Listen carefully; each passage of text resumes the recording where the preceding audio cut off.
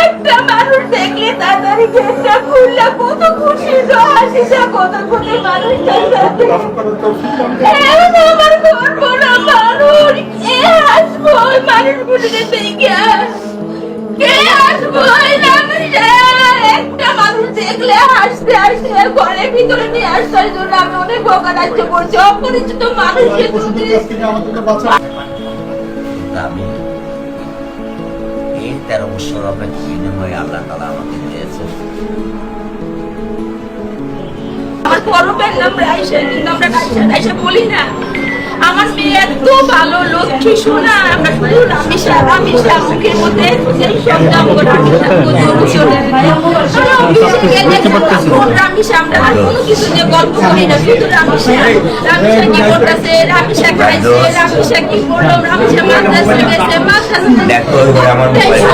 রামিসা ওর বাবার মুখে রামিসা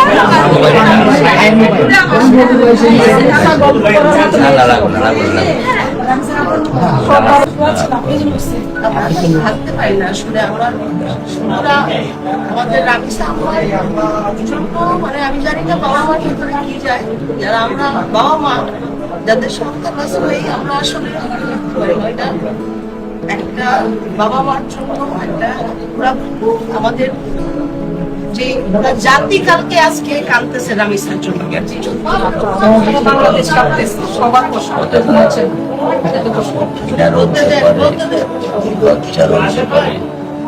আমি আমার অর্থনৈতিক অবস্থান থেকে আমি সবসময় চলাফেরা করেছি। আমি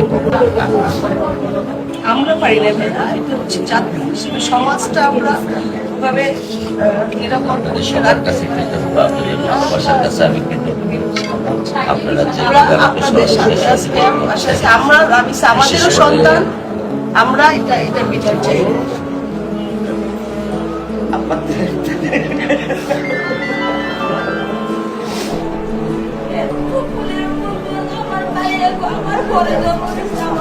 ভাইজান মোবাইলটা ভাইয়ের কাছে দিয়ে না, আপনাদের কাছে রেখে